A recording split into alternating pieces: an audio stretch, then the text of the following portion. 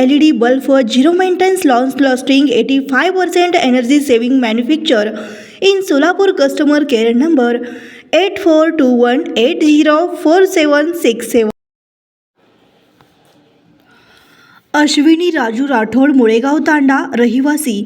मी माझ्या आईबापांच्या गावी माझे पती वारल्यानंतर करून खाण्यासाठी 2 मुलं घेऊन गावामध्ये आले. करून खाण्यासाठी मुस्ती शेजारी भामला तांडा येथे आले आहे. भैरवनाथ हायटेक ॲग्रो या ठिकाणी पाण्याची नळ सोडलेले होते. त्या पाण्यात विषारी द्रव्य सोडून शेळ्या मारण्यात आल्या.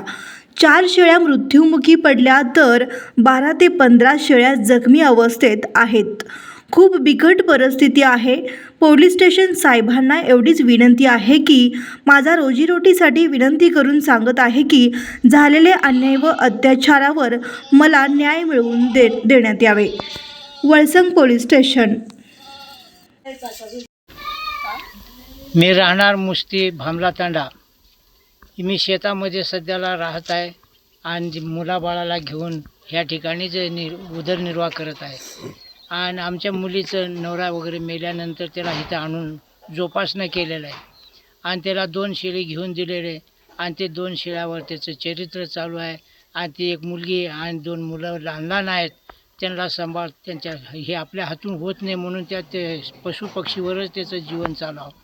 आणि एवढं हे करताना हेच काल अचानक घटना अशी झाली की पोल्ट्रीच्या कडेला पाण्याचं नळाजवळ पाणी पाजवायला गेले. त्या ठिकाणी विष घातलेले लोक ते भैरवनाथ पोल्ट्रीमधले शेकोटीने आणून तिथं विष टाकले आणि ते शेळ्या खाल्ले. शेळ्या खाल्ल्यानंतर रात्री अचानक मेले. काय झालं आम्हाला वाटलं विंचू चावलं किंवा काय तर दंश वगैरे झालं, कशामुळे तर मेले असं हे बघत होतो.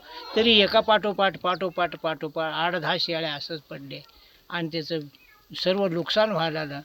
आणि हे वळसंग पोलीस स्टेशनला मी कंप्लेंट दिलो आणि त्या वळसंग पोलीस स्टेशनवाल्यांनी ह्याचं काय तर फुलाची पाकळी देऊन त्याचं जोपासना करावी. राहणार मुळेगाव तांडा. मुस्तीत येऊन राहिले. नवरा वारल्यावर मुस्तीत येऊन राहिले. 2 लेकरं आहेत, 1 मुली 1 मुलगा. करून खाते. 4 शेळी घेतली होती. असं चारत फिरत होती असं राहणार. मग कंपाऊंडच्या कडे तिथं नळ होती पाण्याची.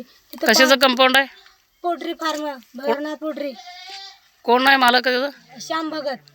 मग तिथं नेल्यावर पाणी पाजून आणले. तिथं वीज घातले होते. बघितले नाही. तिथं पळत जाऊन बघितल्यावर कागदावर होते ते वीज खाल्ले. मग शेळ्या खाल्ल्यावर बघितल्यावर तिथनं घेऊन आल्यावर सगळं शेळ्या मरून पडले खाली. तुमचं त्यांचं काय पहिल्याची दुश्मनी? हा, ते वाचमी लोकांची आमची दुश्मनी आहे. कशा विषय काय ते? त्यांनी तक्रार केली होती. माझ्या गळ्यातलं ओढून नेले होते म्हणून तक्रार झाली होती पहिला. त्या दुश्मनी काढून म्हणून आता असं केले ती शेळीला. मारा. तुमचं म्हणणं आहे की शेळ्या जनावर वगैरे झेर घातलेत? हा, असं माझं म्हणणं आहे. तुझं शेळ्या जनावर वगैरे असं मृत्यू झालेले आहे. हा, असं झालं. मग आता पुढं काय करणार आहे? काय करायला पाहिजे? कारण तक्रार वगैरे कुठं दिलं का? तिला वळसंग पोलीस स्टेशन. मग पुढं काय करायला पाहिजे त्याने? काय भरपाव करून द्यावा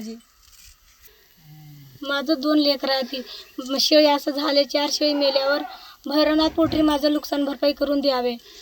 2 पोरं आहे. ती मला काय होत नाही कामधंदा म्हणून 4 शेळी घेऊन बसली होती. असं वीज खाऊन मरून म्हणून मला माहीत नव्हते. असं केली ती. मग मला भरपाई करून तिने द्यावे.